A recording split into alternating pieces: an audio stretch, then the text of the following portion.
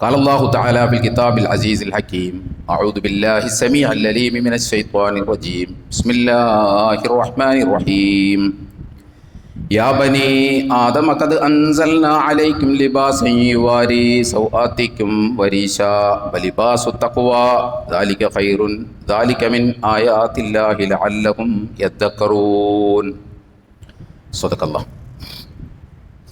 الله العلي العظيم وصدق وبلغ رسوله النبي الكريم ونحن على ذلك من الشاهدين الشاكرين والعاقبة للمتقين والحمد لله رب العالمين. സ്നേഹം നിറഞ്ഞ സത്യവിശ്വാസികളായ സഹോദരി സഹോദരന്മാരെ, പ്രപഞ്ചനാഥനായ അള്ളാഹുവിൻ്റെ വിധിവിലക്കുകൾ അതിലംഘിക്കാതെ വ്യക്തിജീവിതത്തെയും കുടുംബജീവിതത്തെയും സാമൂഹ്യ ജീവിതത്തെയും മുന്നോട്ട് നയിക്കണമെന്ന് ആദ്യമായി എന്നോടും പിന്നീട് നിങ്ങളെയും വസിയത്ത് ചെയ്യുകയാണ്, ഉപദേശിക്കുകയാണ്. ജീവിതത്തിലുടനീളം റബ്ബ് സുബ്ഹാനഹു വ തആലയുടെ നിയമനിർദ്ദേശങ്ങളനുസരിച്ച് ജീവിക്കുവാനും അവസാനം പൂർണ്ണമായ ഈമാനോടുകൂടി ലോകത്ത് നിന്ന് വിട പറയുവാനും നാളെ അവൻ്റെ ജന്നാത്തുൽ ഫിർദൗസിൽ അംബിയാ മുർസലീങ്ങളോടൊപ്പം സന്തോഷം കഴിഞ്ഞുകൂടുവാനുമുള്ള തൗഫീക്ക് നൽകി അർഹമർ റഹീമീനായ റബ്ബ് നമ്മെല്ലാവരെയും എല്ലാ അർത്ഥത്തിലും അനുഗ്രഹിക്കുമാറാകട്ടെ. നമുക്കറിയാം, കഴിഞ്ഞ 2 ആഴ്ച മുൻപ് സമസ്ത കേരള ജമിയത്തുൽ ഉലമയുടെ അമരക്കാരൻ കാന്തപുരം AP അബൂബക്കർ മുസ്ലിയാർ ആലപ്പുഴയിൽ വച്ച് സ്ത്രീകളും പുരുഷന്മാരും ഇടപഴകുന്നതുമായി ബന്ധപ്പെട്ട് ഒരു പ്രസ്താവന നടത്തിയിരുന്നു. അദ്ദേഹം പറഞ്ഞത്, അന്യ പുരുഷന്മാർ ഇടകലരുന്ന ഒരു പദ്ധതിയും പാടുള്ളതല്ല, അന്യ സ്ത്രീ പുരുഷന്മാർ ഒരുമിച്ച് കൂടാൻ പാടില്ല. ഇതാണ് അദ്ദേഹത്തിൻ്റെ പ്രസ്താവനയുടെ ചുരുക്കം. അതിനെക്കുറിച്ച് അദ്ദേഹം തന്നെ പറയുന്നത്, ഇത് ഞാൻ പറഞ്ഞതല്ല, 40 മുശാവറ അംഗങ്ങൾ കൂടിയെടുത്ത ഒരു തീരുമാനമാണ്. പക്ഷേ മാധ്യമങ്ങൾ അത് എൻ്റെ പേരിൽ മാത്രം വെച്ച് കെട്ടുകയാണ് ചെയ്തത് എന്നാണ് പറഞ്ഞത്. എന്തായാലും ആലപ്പുഴയിൽ അദ്ദേഹം അവരുമായി ബന്ധപ്പെട്ട ഒരു പരിപാടിയിലാണ് ഇത് പറയുന്നത്, അല്ലാതെ ഒരു പബ്ലിക് മീറ്റിങ്ങിലൊന്നും പറഞ്ഞ കാര്യമല്ല. പക്ഷേ നമ്മുടെ ചാനലുകാർ അത് ശക്തമായ വിവാദമാക്കി മാറ്റുകയുണ്ടായി. ചാനലുകാരെ സംബന്ധിച്ചിടത്തോളം നമുക്കറിയാം, ഇസ്ലാമിനെ വലിച്ചു കീറി ഒട്ടിക്കാൻ കിട്ടുന്ന ഒരവസരവും നമ്മുടെ നാട്ടിലെ ചാനലുകാർ ഒഴിവാക്കാറില്ല. എങ്ങനെയൊക്കെ ഇസ്ലാമിനെ അപകീർത്തിപ്പെടുത്താൻ പറ്റുമോ അതൊക്കെ നമ്മുടെ ചാനലുകാർ ചെയ്യും. നമ്മുടെ ബഹുമാന്യരായ പണ്ഡിതന്മാരാകട്ടെ, അവർക്ക് പറ്റിയ സന്ദർഭത്തിൽ പറ്റിയതുപോലെ പണി ഉണ്ടാക്കി കൊടുക്കുകയും ചെയ്യും. അതാണ് നമ്മുടെ പണ്ഡിതന്മാരെ സംബന്ധിച്ചിടത്തോളം നമ്മൾ പലപ്പോഴും കണ്ടുകൊണ്ടിരിക്കുന്നത്. ഇസ്ലാമിനെ സംബന്ധിച്ചിടത്തോളം ഇസ്ലാം നമുക്കറിയാം, കേവലം ഒരു ആരാധനാ മതമല്ല, അതിനപ്പുറം സമഗ്രമായ ഒരു ജീവിത പദ്ധതിയാണ് എന്നതുകൊണ്ട് തന്നെ യാതൊരുവിധ അതിരും നിയന്ത്രണങ്ങളുമില്ലാതെ സ്ത്രീകളും പുരുഷന്മാരും കൂടിക്കലരുന്നതിനെയും കൂടിക്കുഴയുന്നതിനെയും ഇസ്ലാം അനുവദിക്കുന്നില്ല. ഇസ്ലാം അതിനെ നിരാകരിക്കുകയാണ്. അതെന്തുകൊണ്ടാണെന്ന് ചോദിച്ചാൽ, ഇസ്ലാമിനെ സംബന്ധിച്ചിടത്തോളം ഇസ്ലാം ആരോഗ്യകരമായ ഭദ്രമായ ഒരു കുടുംബ സാമൂഹിക സൃഷ്ടി ആഗ്രഹിക്കുന്നു എന്നതാണ്. ഭദ്രമായ ഒരു കുടുംബവും ഭദ്രമായ ഒരു സമൂഹവും ഉണ്ടാകണം എന്ന് ഇസ്ലാം ആഗ്രഹിക്കുന്നു. അപ്പോൾ അതിൻ്റെ ഒരു സോഷ്യൽ സെക്യൂരിറ്റി, ഒരു സാമൂഹിക സുരക്ഷിതത്വം മുന്നിൽ കണ്ടുകൊണ്ടാണ് ഇത്തരത്തിലുള്ള പ്രിക്കോഷണറി മെഷർമെൻറ്റ്സ് ഇസ്ലാം പറയുന്നത്. അഥവാ മുൻകരുതൽ എന്നുള്ള നിലക്ക്, അതിനുള്ള നടപടിക്രമങ്ങൾ എന്നുള്ള നിലക്ക് ആൺപെൺ ഇടപഴക്കങ്ങൾ അതിരും കോലുമില്ലാതെ, അതിരും നിയന്ത്രണങ്ങളുമില്ലാതെ ഇടപഴകുന്നത് അനുവദിക്കാൻ കഴിയില്ല എന്ന് പറയുന്നത് ഈ ഒരു സോഷ്യൽ സെക്യൂരിറ്റിയുടെ ഭാഗമായിട്ടാണ്. അപ്പം അതുകൊണ്ട് അതിനെ ആ നിലക്ക് നമ്മൾ നോക്കിക്കാണണം. ഇവിടെ നമുക്ക് ഇത് സംബന്ധമായിട്ട് നമുക്ക് പറയാനുള്ള 1-2 കാര്യങ്ങൾ.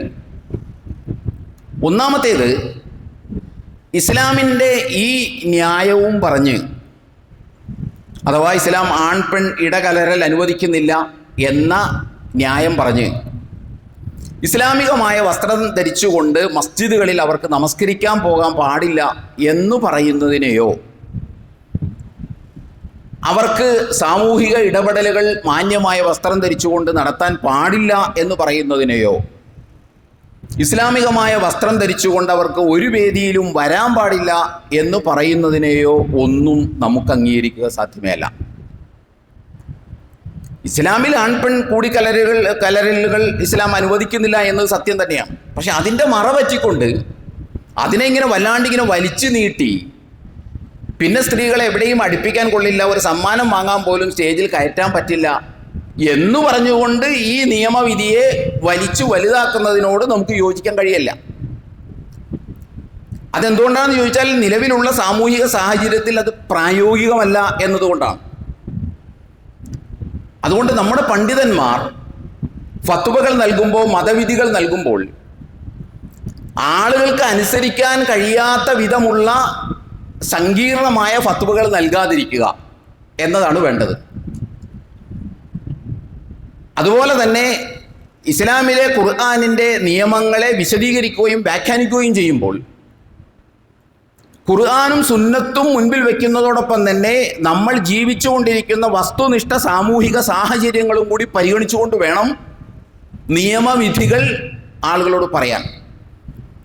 അല്ലാതെ കുറേ വിധികൾ ഇങ്ങനെ പറഞ്ഞതുകൊണ്ട് കാര്യമില്ല. പ്രായോഗികമായി നടപ്പാക്കാൻ പറ്റുന്ന വിധികളാണ് പറയേണ്ടത്. അതേ ഇസ്ലാം പറഞ്ഞിട്ടുള്ളൂ എന്ന് നമ്മൾ മനസ്സിലാക്കണം. അല്ലാതെ നടപ്പാക്കാൻ പറ്റുന്ന വിധി അത്രേ പറയാൻ പറ്റുള്ളൂ. ഖുർആനിൽ എന്ത് പറഞ്ഞിട്ടുണ്ടെങ്കിലും നടപ്പാക്കാൻ പറ്റണതേ പറയാൻ പാടുള്ളൂ എന്നല്ല പറഞ്ഞതിനർത്ഥം. അങ്ങനെ വ്യാഖ്യാനിക്കേണ്ടതില്ല. നമ്മൾ ഖുർആൻ പറഞ്ഞ നിയമവിധികളെയൊക്കെ വലിച്ചു വലുതാക്കി ആളുകളെയൊക്കെ അങ്ങോട്ടും തിരിയാൻ പാടില്ല ഇങ്ങോട്ടും തിരിയാൻ പാടില്ലാത്ത കോലത്തിലേക്ക് നമ്മൾ കൊണ്ടുവരാതിരിക്കുക. ആ രൂപത്തിൽ സാഹചര്യങ്ങളും സന്ദർഭങ്ങളും ഇസ്ലാമിൻ്റെ വിശാലതയും ഒക്കെ പരിഗണിച്ചുകൊണ്ട് വേണം നമ്മളത് വിധികൾ പറയാൻ. രണ്ടാമത്തെ കാര്യം, ഇങ്ങനെ കാന്തപുരം എ പി അബൂബക്കർ മുസ്ലിയാർ പറയാനുള്ള ഒരു സാഹചര്യം മെക്സവൻ എന്ന് പറയുന്ന വ്യായാമ കൂട്ടായ്മയുമായി ബന്ധപ്പെട്ടാണ്. മെക്സവൻ എന്ന് പറയുന്ന വ്യായാമ കൂട്ടായ്മ നമ്മൾ യൂട്യൂബ് എടുത്ത് നോക്കിയാൽ നമ്മുടെ ഒന്നും പ്രദേശത്ത് അധികം വന്നിട്ടില്ല. ഇനി ഒരുപക്ഷെ അത് കേരളം വ്യാപകമാകാനുള്ള സാധ്യതയുമുണ്ട്. അതിനകത്ത് മുസ്ലിങ്ങൾ മാത്രമല്ല ഉള്ളത്, അതിനകത്ത് ക്രിസ്ത്യാനികളുണ്ട്, അതിനകത്ത് ഹിന്ദു സഹോദരന്മാരുണ്ട്, അതിനകത്ത് കമ്മ്യൂണിസ്റ്റുകാരുണ്ട്, അതിനകത്ത് മുജാഹിദുകാരുണ്ട്, ജമാഅത്തുകാരുണ്ട്, അതിനകത്ത് സമസ്തക്കാരുണ്ട്, എല്ലാവരും ഉണ്ട്. അത്തരത്തിലുള്ള ഒരു സംഗതിയെ നോക്കി ഒരു നിർദ്ദേശം പുറപ്പെടുവിക്കുന്നതിനേക്കാൾ നമ്മുടെ വൃത്തത്തിനകത്ത് ഒതുങ്ങുന്ന ആൺ പെൺ കൂടിക്കലരലുകൾ അമിതമായി നടക്കുന്ന ഇടങ്ങളുണ്ട്. അതിനെ നോക്കിയൊന്നും ഇവർ ഈ ഹറാം ഫത്വ പുറപ്പെടുവിക്കുന്നില്ല. ഇപ്പൊ കേരളത്തിൽ എത്രയോ സ്ഥലങ്ങളിലാണ് കൊടികുത്ത് നേർച്ചകൾ നടക്കുന്നത്, ചന്ദനക്കുടങ്ങൾ നടക്കുന്നത്. നമ്മുടെ കാഞ്ഞിരമറ്റം അടക്കമുള്ള സ്ഥലങ്ങളിൽ അത് നടക്കുന്ന സന്ദർഭത്തിൽ നമുക്ക് ചെന്ന് നോക്കിയാൽ അറിയാം. ബാക്കി അത് എന്തൊക്കെ തന്നെ പറഞ്ഞാലും അത് മുസ്ലിങ്ങളുടെ അകത്ത് നടക്കുന്ന പരിപാടിയാണ്. ആ പരിപാടികൾക്ക് മുസ്ലിങ്ങളല്ലാത്ത സഹോദരന്മാർ പങ്കെടുക്കുന്നുണ്ട്. ഇത് ആരുടേതാണെന്ന് പോലും തിരിച്ചറിയാൻ കഴിയാത്ത രൂപത്തിലാണ് ആ പരിപാടിയൊക്കെ അവിടെ നടക്കുന്നത്. പക്ഷെ തത്വത്തിൽ അത് മുസ്ലിങ്ങൾ നടത്തുന്ന, മുസ്ലിങ്ങളുടെ ഇടയിലുള്ള ഒരു പരിപാടിയാണല്ലോ. പക്ഷെ ആ പരിപാടിയിൽ യാതൊരുവിധ നിയന്ത്രണവുമില്ലാതെ സ്ത്രീ പുരുഷ കൂടിക്കലരലുകൾ നടക്കുന്നത് നമ്മൾ കാണുകയാണ്. അത്തരം വേദികളിൽ പോയി നമ്മുടെ ബഹുമാന്യരായ പണ്ഡിതന്മാർ വലിയ വലിയ മതപ്രഭാഷണങ്ങൾ നടത്തുന്നത് നമ്മൾ കാണുകയാണ്. ഞങ്ങൾ അങ്ങോട്ട് വരില്ല, ഞങ്ങൾക്ക് അവിടെ നടക്കുന്ന പരിപാടികളോട് യോജിപ്പില്ല, അവിടെ ആണും പെണ്ണും തമ്മിൽ ഇസ്ലാം അനുവദിക്കാത്ത വിധം കൂടിക്കുഴയുകയാണ്, ഞങ്ങൾ അങ്ങോട്ടില്ല എന്ന് പറയാനുള്ള തൻ്റെ ഇടവർക്കില്ല. അവിടെയാണ് തൻ്റെ ഇടം കാണിക്കേണ്ടത്. അതല്ലാതെ മുസ്ലിങ്ങളും മുസ്ലിങ്ങളല്ലാത്തവരും നേതൃത്വം കൊടുക്കുകയും പങ്കാളിയാവുകയും ഒക്കെ ചെയ്യുന്ന സംഗതിയെ നോക്കിയിട്ട് ഫത്വ പുറപ്പെടുവിക്കുന്നതിനേക്കാൾ തങ്ങളുടെ ജൂറിസ്ഡിക്ഷനിലുള്ള അധികാരപരിധിക്കകത്ത് നിലകൊള്ളുന്ന സംഗതികൾക്ക് നേരെ നമ്മൾ വേണ്ടത്ര അളവിൽ രോഷം പ്രകടിപ്പിക്കാതെ ഉള്ള ഇത്തരം ഫത്വകൾ അപഹാസ്യമായി പോകുന്നുണ്ടെങ്കിൽ അത് ആരെയും കുറ്റപ്പെടുത്തിയിട്ട് കാര്യമില്ല. അപ്പം അതുകൊണ്ട് നമ്മൾ അത് പറയേണ്ടതുണ്ട്. മൂന്നാമത്തെ ഒരു കാര്യം എന്താണെന്ന് ചോദിച്ചാൽ, ഞാൻ പറഞ്ഞു അദ്ദേഹത്തിൻ്റെ പ്രസ്താവനയെ ചാനലുകൾ വിവാദമായി എന്ന് പറയുന്നതിനേക്കാൾ നല്ലത് ചാനലുകൾ വിവാദമാക്കി എന്നാണ് പറയേണ്ടത്. കാരണം ഒരു സ്വകാര്യ പരിപാടിയിൽ അവരുടെ ആളുകൾ കൂടിയിരുന്നിടത്ത് നടത്തിയ ഒരു പരിപാടി അത് വലിച്ചു പുറത്തിട്ട് അത് ചാനലിൽ കാണിച്ച് അത് വലിയ വിവാദമൊന്നും ആക്കേണ്ട കാര്യമില്ല. പക്ഷെ നമ്മുടെ ചാനലുകൾ, ഞാൻ പറഞ്ഞല്ലോ, കിട്ടുന്ന ഏതൊരവസരവും ഇസ്ലാമിനെ വലിച്ചു കീറി ഒട്ടിക്കാൻ, ശ്രമിച്ചുകൊണ്ടിരിക്കുന്ന ആളുകളുടെ കയ്യിലുള്ള വടിയായിപ്പോൾ അത് മാറുകയാണ്. മുസ്ലിം സ്ത്രീകളെക്കാൾ, പ്രത്യേകിച്ച് മുസ്ലിം സ്ത്രീകളെ കുറിച്ച് ഇവിടെ വല്ലാത്ത ആശങ്കയാണ്. മുസ്ലിം സ്ത്രീകൾക്കും മുസ്ലിം സ്ത്രീകൾ ഉൾക്കൊള്ളുന്ന മുസ്ലിം സമുദായത്തിനും ഇല്ലാത്ത ആശങ്കയാണ് മുസ്ലിങ്ങളുടെ സ്വാതന്ത്ര്യത്തെക്കുറിച്ച്, അവരുടെ വസ്ത്രധാരണത്തെക്കുറിച്ച്, അവരുടെ ലിബറേഷനെ കുറിച്ചൊക്കെ ഇവിടെ ചാനലുകാർക്ക് വല്ലാത്ത ആശങ്കയാണ്. ഇവിടെ SFIക്കാർക്ക് വലിയ ആശങ്കയാണ്. ഇവിടുത്തെ CPMമാർക്ക് ഭയങ്കര ആശങ്കയാണ്. ഇവിടുത്തെ നവനാസ്തികർക്ക് ഭയങ്കര ആശങ്കയാണ്.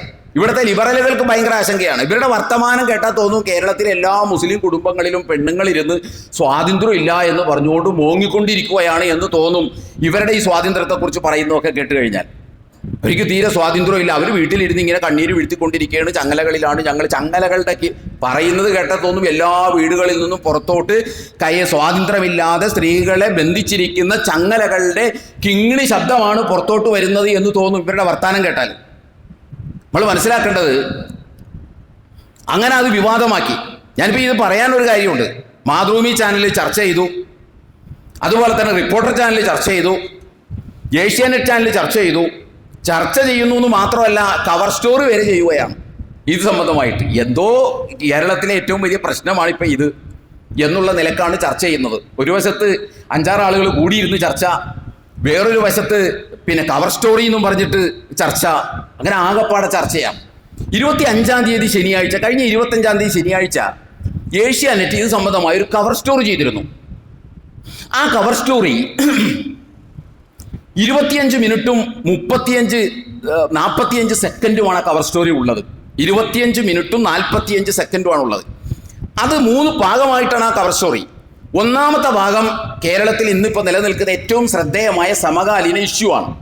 അഥവാ ഈ സർക്കാരിൻ്റെ ഭാഗമായിട്ട് വരാൻ പോകുന്ന അനുവാദത്തോടുകൂടി പാലക്കാട് എലപ്പുള്ളിയിൽ വരാൻ പോകുന്ന ബ്രൂവറിയുമായി ബന്ധപ്പെട്ട ചർച്ചയാണ്. യഥാർത്ഥത്തിൽ ഇന്ന് കേരളത്തിലെ ഏറ്റവും സജീവമായ വിഷയം അതാണ്. അതിനുവേണ്ടി എടുത്തിട്ടുള്ളത് 10 മിനിറ്റാണ് ആ ചർച്ച, ആ കവർ സ്റ്റോറി എടുത്തിട്ടുള്ളത്. രണ്ടാമത്തെ ഭാഗം ഈ പറയുന്ന കാന്തപുരം AP അബൂബക്കർ മുസ്ലിയാരുടെ ഫത്വയുമായി ബന്ധപ്പെട്ട വിവാദങ്ങൾ ചർച്ച ചെയ്യാനാണ്. 10 മിനിറ്റും 37 സെക്കൻഡുമാണ് അതിനുവേണ്ടി എടുത്തിട്ടുള്ളത്. ബാക്കിയുള്ള സമയം എടുത്തിട്ടുള്ളത് നമ്മുടെ മുനമ്പം വഖഫ് ഭൂമിയുമായി ബന്ധപ്പെട്ടാണ്. ഇങ്ങനെ ആ ഒറ്റ കവർ സ്റ്റോറിയിൽ 25 മിനിറ്റും 45 സെക്കൻഡ് നീണ്ടു നിൽക്കുന്ന ആ കവർ സ്റ്റോറിയിൽ ഈ 3 ഭാഗങ്ങളാണുള്ളത്. അത് ഏറ്റവും പ്രധാനപ്പെട്ട ഭാഗമാണ് ബ്രൂവറി. എന്നിട്ട് നിങ്ങൾ ഏഷ്യാനെറ്റിൻ്റെ ആ ഭാഗത്തെ അന്നത്തെ ടെലികാസ്റ്റ് എടുത്ത് നോക്കിയാൽ അതിന് കൊടുത്തിരിക്കുന്ന തലക്കെട്ട്, തംനെയിൽ എന്ന് പറയുന്ന തലക്കെട്ട് എന്താണെന്നറിയാമോ? മദ്യപ്പുഴയും ഹൂറികളും എന്ന് പറഞ്ഞുകൊണ്ടാണ്. കാന്തപുരം AP അബൂബക്കർ മുസ്ലിയാർ ഹൂറികളെ കുറിച്ച് സംസാരിച്ചിട്ടില്ല. അദ്ദേഹം അത്തരം കാര്യങ്ങളൊന്നും പറഞ്ഞിട്ടില്ല. ഇടപഴകുന്നതുമായി ബന്ധപ്പെട്ടേ പറഞ്ഞിട്ടുള്ളൂ. എന്താണ് ഇതിൻ്റെ പുറകിലുള്ള ചേതോവികാരം? അതിന് ഹൂറികൾ എന്ന തലക്കെട്ട് കൊടുക്കാൻ, അതിനോട് മദ്യപ്പുഴയും കൂടി ചേർത്ത് വെക്കുന്നത് എന്തർത്ഥത്തിലാണ്? തീർത്തും ദുരുദ്ദേശപരമാണ്. മുസ്ലിം സമുദായത്തെ ഒന്നടങ്കം പരിഹസിക്കുകയാണ് ഏഷ്യാനെറ്റ്. ഒന്നടങ്കം പരിഹസിക്കുകയാണ്. എന്നിട്ട് പിന്നെ ഫത്വ പുറപ്പെടുവിക്കുന്നുണ്ട് ഏഷ്യാനെറ്റിന്റെ വക ഫത്വ ഇറക്കുന്നുണ്ട്. ഇവിടെ ഹൂറികൾ ഉള്ളത് ഖുർആനിൽ മാത്രമാണോ ഹൂറികളെ കുറിച്ച് പറഞ്ഞിട്ടുള്ളത്? ക്രൈസ്തവ വേദഗ്രന്ഥമായ ബൈബിളിലില്ലേ? ഹൈന്ദവ വേദഗ്രന്ഥങ്ങളിലില്ലേ ഹൂറികളെ കുറിച്ച്? എന്നിട്ട് അതിനെക്കുറിച്ച് ഒന്നും ഏഷ്യാനെറ്റിനോ ഇവിടുത്തെ ഒരു ചാനലിനോ ചർച്ച ചെയ്യേണ്ടതില്ല. മദ്യപ്പുഴയും ഹൂറികളും അങ്ങേയറ്റം ദുരുദ്ദേശപരമായി ചേർത്തുവെപ്പുകളും തലക്കെട്ടുകളുമാണ് ഏഷ്യാനെറ്റ് നടത്തിയിട്ടുള്ളത്. അങ്ങേയറ്റത്തെ വൃത്തികെട്ട സമീപനമാണ് ആ വിഷയത്തിൽ ഏഷ്യാനെറ്റും അങ്ങേയറ്റത്തെ മുസ്ലിം വിരോധത്തിൻ്റെയും ഇസ്ലാമോഫോബിയയും സൃഷ്ടിക്കാൻ വേണ്ടിയിട്ടുള്ള എഴുത്തുകളും അത് തലക്കെട്ടുകളും തംനെയിലുകളുമാണ് കൊടുത്തിട്ടുള്ളത്. എന്നിട്ട് സിന്ധു സൂര്യകുമാർ എന്ന് പറയുന്ന ആ കവർ സ്റ്റോറി വായിക്കുന്ന ആ സഹോദരി അതിനകത്തൊരു കാര്യം പറയുന്നുണ്ട്. അവരത് പറയുന്നത്, ആ കൂട്ടത്തിൽ അവർ പറയുകയാണ്, ജോർദാൻ രാജകുമാരി സെൽമ കിങ് അബ്ദുള്ളയുടെ മകൾ പ്രിൻസസ് ലല്ല സെൽമ മൊറോക്കോ രാജ്ഞി Sheikha Mahra Mohammed Rashid Al Maktoum ഇൻസ്റ്റഗ്രാമിൽ 1.1 മില്യൺ ഫോളോവേഴ്സ് ഉള്ള ദുബായ് പ്രിൻസസ്, ഉയർന്ന വിദ്യാഭ്യാസവും കാര്യപ്രാപ്തിയുമുള്ള മുസ്ലിം ഭരണാധികാരികളുടെ കുടുംബാംഗങ്ങൾ കൂടിയായ സ്ത്രീകളാണ് ഇവരെല്ലാം. പൊതു ഇടങ്ങളിൽ അബായ ധരിച്ച് മുഖഭാഗവും തലയും മറച്ച് നടക്കുന്നവരല്ല ഇവരാരും. ഇവരെല്ലാം അടിയുറച്ച വിശ്വാസികളാണ് താനും. നമ്മളൊന്ന് ആലോചിക്കണം. ഏഷ്യാനെറ്റ് പറയാണ് ലല്ല സൽമ, ഷെയ്ഖ മെഹ്റ ഇവരൊക്കെ തലയും മുഖമൊന്നും മറച്ചല്ല നടക്കുന്നത്, എന്നാൽ ഇവർ സത്യവിശ്വാസികളാണ് താനും എന്ന് പറയാണ്. ഇവിടെ ഏഷ്യാനെറ്റാണ് പറയണത്. എന്ത് ഏഷ്യാനെറ്റ് പറയാണ്? എന്ത് ഇവിടുത്തെ മുസ്ലിം സ്ത്രീകൾ എന്ത് വസ്ത്രം ധരിക്കണമെന്ന് ഞങ്ങൾ പറയാം. ഏഷ്യാനെറ്റാണ് ഫത്വ കൊടുക്കുന്നത്. ഇവിടുത്തെ മുസ്ലിം സ്ത്രീകൾ എന്ത് വസ്ത്രം ധരിക്കണം, അതിന് മോഡലാക്കേണ്ടത്, അതിന് ഇത്തിബായി ചെയ്യേണ്ടത് ആരെയാണ്? ഇവിടുത്തെ മുസ്ലിങ്ങളിൽ യഥാർത്ഥ സത്യവിശ്വാസികൾ ആരെല്ലാമാണ് എന്നൊക്കെ ഏഷ്യാനെറ്റ് ഫത്വ കൊടുക്കുകയാണ്. ഒന്ന് ആലോചിച്ച് നോക്കൂ. അവരാണ് പറയേണ്ടത്. ഞങ്ങൾ പറഞ്ഞുതരാം നിങ്ങൾക്ക് എങ്ങനെയാണ് വസ്ത്രം ധരിക്കേണ്ടത്. തല മറക്കണോ, മുഖം മറക്കണോ, അതോ വേണ്ടയോ? സത്യവിശ്വാസികളൊക്കെ ആരാണ്? ഒന്ന് ആലോചിച്ച് നോക്ക്. എന്നാൽ നിങ്ങൾ മറ്റൊരു തരത്തിലൊന്ന് ചിന്തിച്ചു നോക്കിയേ. ഇതിന് മൂന്നാഴ്ച മുമ്പ് ഇവിടെ ഏഷ്യാനെറ്റ് മുസ്ലിം സ്ത്രീകൾക്ക് വസ്ത്രം നിർദ്ദേശിക്കുകയാണ്. നിങ്ങൾ എങ്ങനെയാണ് വസ്ത്രം ധരിക്കേണ്ടത്? 3 ആഴ്ച മുമ്പ് നമുക്കറിയാം, പിന്നെ ഒരു മോഡലും ബോച്ചയും തമ്മിലുള്ള വിവാദത്തിന്റെ ഭാഗമായി പിന്നെ രാഹുൽ ഈശ്വർ എന്ന് പറയുന്ന സാമൂഹിക നിരീക്ഷകൻ ഒരു വർത്തമാനം പറഞ്ഞിരുന്നു. അതായത് ബോച്ച പറഞ്ഞതിനോട് നമുക്ക് യോജിപ്പില്ല, എങ്കിലും ഹണി റോസ് വസ്ത്രം ഒരു അല്പം ധരിക്കുന്നിടത്ത് ഒരു മാന്യത വേണമായിരുന്നു എന്ന് കേരളത്തിലെ മിക്കവാറും എല്ലാ മലയാളി മംഗകളും പുരുഷന്മാരും ആഗ്രഹിക്കുന്ന ഒരു സംഗതിയാണ്. ഇവരുടെയൊക്കെ വസ്ത്രത്തിന് സ്വല്പം മാന്യതയൊക്കെ വേണമെന്ന്. ഇതാണ് രാഹുൽ ഈശ്വർ പറഞ്ഞത്. അദ്ദേഹത്തിന് കേരളത്തിലെ മിക്കവാറും എല്ലാവരും പിന്തുണച്ചിട്ടുണ്ട് എന്ന് അദ്ദേഹത്തിന്റെ യൂട്യൂബിന്റെ അടിയിൽ ചെന്ന് കമന്റ്സ് ഒക്കെ നോക്കി നമുക്ക് മനസ്സിലാവും. അത് പറഞ്ഞതിന്റെ പേരിൽ അത് വലിച്ചു വിവാദമാക്കി അദ്ദേഹത്തിനെ അറസ്റ്റ് ചെയ്യുന്നതിനെ കുറിച്ച് വരെ ആലോചിച്ചു നമ്മുടെ ഭരണകൂടത്തിലെ പോലീസുമൊക്കെ. ഇത് അദ്ദേഹം പറഞ്ഞപ്പോ കേരളത്തിലെ എല്ലാ ചാനലുകളും അദ്ദേഹത്തെ വളഞ്ഞിട്ട് അദ്ദേഹത്തിനോട് ചോദിച്ച ചോദ്യമുണ്ട്. മീഡിയ വൺ പോലും അതിനകത്ത് മുക്തമല്ല എന്നാണ് നമുക്ക് ആ വിഷയത്തിൽ പറയാനുള്ളത്.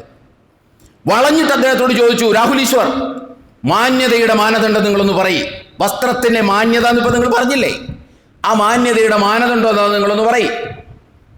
എത്രത്തോളം സ്ത്രീ വസ്ത്രം ധരിക്കണം എന്ന് നിങ്ങൾ പറയും. ഹണി റോസിന് അവകാശം ഇല്ലേ? ഹണി റോസിന് എത്രമാത്രം വസ്ത്രം ധരിക്കണം എന്ന് തീരുമാനിക്കാനുള്ള അവകാശം ഇല്ലേ? എന്താണ് രാഹുൽ ഈശ്വർ ഇങ്ങനെയൊക്കെ സംസാരിക്കുന്നത്? ഭരണഘടന അവർക്ക് സ്വാതന്ത്ര്യം നൽകിയിട്ടില്ലേ?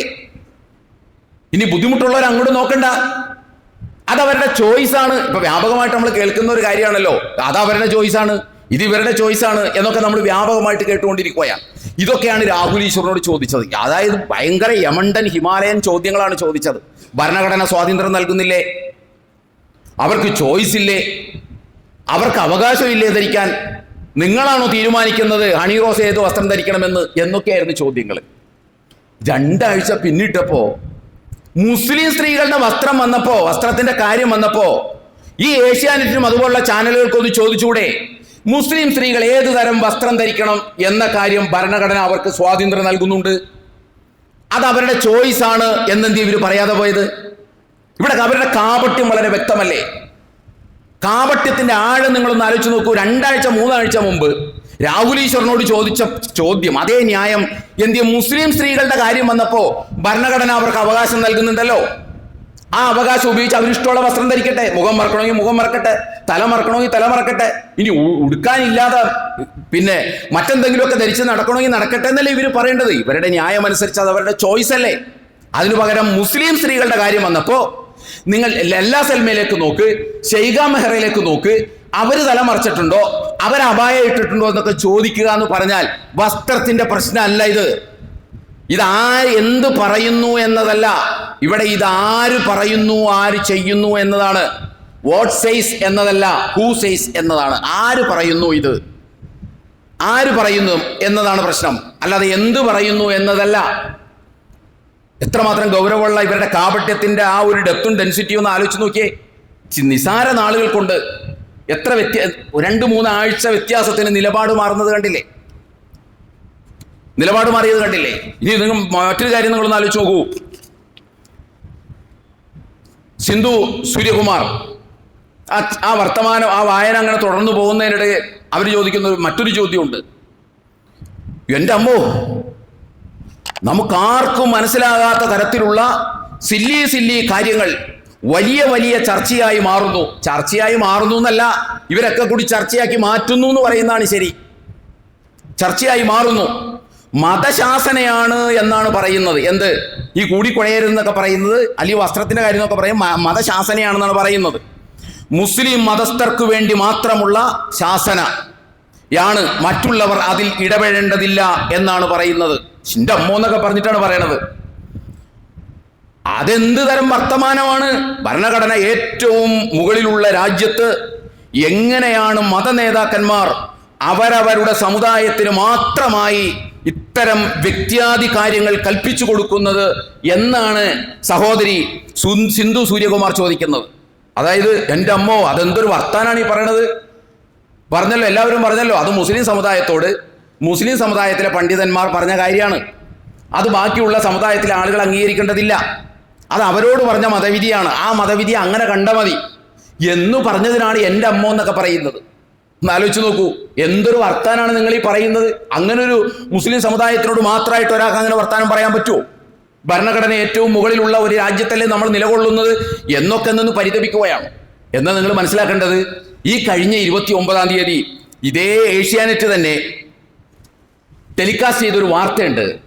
ആ വാർത്തയുടെ തലക്കെട്ട് ഇങ്ങനെയാണ്: ഡ്രസ് കോഡ് നിർബന്ധം, ശരീരഭാഗം പുറത്തു കാണിക്കുന്ന വസ്ത്രത്തിനും കീറിയ ജീൻസിനും വിലക്ക്. എവിടെയാണ്? പ്രശസ്തമായ മുംബൈ സിദ്ധിവിനായക ക്ഷേത്രത്തിൽ ഡ്രസ് കോഡ് നിർബന്ധമാക്കി. ശരീരഭാഗങ്ങൾ പുറത്തു കാണിക്കുന്ന വസ്ത്രങ്ങളും കീറിയ ജീൻസും സ്കേർട്ടും ക്ഷേത്രത്തിനകത്ത് വിലക്കി.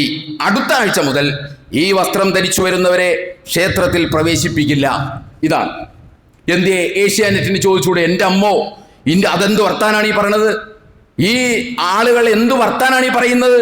ഭരണഘടന ഏറ്റവും മുകളിലുള്ള രാജ്യത്ത് എങ്ങനെയാണ് ഇങ്ങനെയുള്ള ഡ്രസ് കോഡിങ് ചെയ്യിക്കാൻ പറ്റുക? ആ തരം മാറ്റം നിങ്ങളൊന്ന് ആലോചിച്ച് നോക്കിയേ. വല്ല ചർച്ചയും ഇവർ വെച്ചോ? വല്ല കവർ സ്റ്റോറിയും ഇതിനെക്കുറിച്ച് ഏഷ്യാനെറ്റ് പറഞ്ഞോ? അതാ ഞാൻ പറയുന്നത്. ആര് പറയുന്നു എന്നതാണ് പ്രശ്നം, എന്ത് പറയുന്നു എന്നതല്ല. വാട്ട് സൈസ് എന്നതല്ല, ഹൂ സൈസ് എന്നതാണ് പ്രശ്നം. ആരാണ് പറയുന്നത്? ഇവരുടെ വിരോധം ഈ പറയുന്ന വസ്ത്രധാരണത്തോടല്ല, വസ്ത്രധാരണത്തിന്റെ പിന്നിലുള്ള ഐഡിയോളജിയോടുള്ള, ആ വസ്ത്രധാരണം റെപ്രസെന്റ് ചെയ്യുന്ന ഐഡിയോളജിയോടുള്ള തുറന്ന വിരോധമാണ്, തുറന്ന വിദ്വേഷമാണ് എന്നതാണ് സംഗതി. അല്ലെങ്കിൽ അവരെന്ത് വേണം? ഇവിടെയും പറയണ്ടേ, ഇതെന്ത് പരിപാടിയാണ്? ഭരണഘടന നിലനിൽക്കുന്ന ഒരു രാജ്യത്ത് കീറിയ ജീൻസ് ഇടാനോ അതോ കീറാത്ത ജീൻസ് ഇടണോ? സ്കേർട്ട് എന്ന് പറഞ്ഞ പാവാടയാണ്, പാവാട ഇടാൻ പാടില്ല എന്നാണ്. ഇവിടെ ആർക്കും പാവാട ഇട്ടൂടെ? എന്നിട്ട് പിന്നെ അത് നിരോധിക്കുന്നതിൻ്റെ കാര്യം എന്തിരിക്കുന്നത്? ഇനി അത് മാത്രമാണ് ഇവർ പറയുന്ന അനുസരിച്ചിട്ടാണെങ്കിൽ ഇവിടെ സ്കൂളുകളിൽ യൂണിഫോം ഇല്ലേ? സ്കൂളുകളിൽ യൂണിഫോം ഇല്ലേ? ആശുപത്രികളിൽ യൂണിഫോം ഇല്ലേ? ബസ് കണ്ടക്ടർമാർക്കും ഡ്രൈവർമാർക്കും യൂണിഫോം ഇല്ലേ? ഇവർക്കൊക്കെ യൂണിഫോം ഉണ്ടല്ലോ. ഈ ഭരണഘടനയുടെ ആയല്ലേ ഇവരുള്ളത്. അപ്പൊ അങ്ങനെ യൂണിഫോം ഭരണഘടന നിലനിൽക്കുന്ന രാജ്യത്ത് ഏതെങ്കിലും ഒരു സ്കൂൾ അധികൃതർ, ഏതെങ്കിലും ഒരു ആശുപത്രിയുടെ മുതലാളിമാർ, അതേപോലെ തന്നെ ബസ് ഡ്രൈവർമാർ, അല്ലെങ്കിൽ ഗവൺമെന്റ് തന്നെ, കേരള ഗവൺമെന്റ് തന്നെ നിങ്ങൾ ഇന്ന കാക്കി ഡ്രസ്സ് ധരിക്കണം എന്ന് പറഞ്ഞാൽ ഇവർ ഈ പറയുന്ന ന്യായം അനുസരിച്ച് ഭരണഘടനയിൽ താഴെ അങ്ങനെ യൂണിഫോം ഒരു ഡ്രസ് കോഡ് നിശ്ചയിച്ചു കൊടുക്കാൻ പറ്റുമോ? പറ്റില്ലല്ലോ. ഇത് പറ്റില്ല എന്ന് ഇവർക്ക് തന്നെ അറിയാം. എന്നിട്ട് ഇസ്ലാമിന്റെ കാര്യം വരുമ്പോൾ അങ്ങനെ പറയാവോ ഇങ്ങനെ പറയാവോ എന്നൊക്കെയാണ് ഇവർ ചോദിക്കുന്നത്. അവരുടെ കപടമുഖം വളരെ വ്യക്തമാണ്. അതുമാത്രമല്ല, നിങ്ങളൊന്ന് ആലോചിച്ച് നോക്ക്, കേരളത്തിൽ ഇന്ത്യ രാജ്യത്ത് ഏകദേശം 1 ലക്ഷത്തോളം വരുന്ന നൺസ് ഉണ്ട്. നൺസ് എന്ന് പറഞ്ഞാൽ കന്യാസ്ത്രീകളുണ്ട്. 1 ലക്ഷത്തോളം കന്യാസ്ത്രീകൾ ഇന്ത്യ രാജ്യത്തുണ്ട്. ഈ കന്യാസ്ത്രീകളിൽ മിക്കവാറും ഭൂരിപക്ഷ ആളുകളുള്ളത് ഈ കേരളത്തിലാണ്. കത്തോലിക്ക സഭയുടെ കന്യാസ്ത്രീകളാണ്. കോൺവെന്റുകളിലാണ് അവർ കഴിയുന്നത്. നമുക്ക് അവരോട് ആദരവുണ്ട്, നമുക്ക് അവരോട് ബഹുമാനമുണ്ട്. അവരുടെ സത്യബോധ്യത്തിൻ്റെ അടിസ്ഥാനത്തിൽ അവർ ചെയ്യുന്ന പണിയോട് നമുക്ക് മതപരമായി യോജിപ്പില്ല. പക്ഷെ അവരുടെ സത്യബോധ്യം എന്നുള്ള നിലക്ക് നമുക്ക് അവരോട് ആദരവുണ്ട്.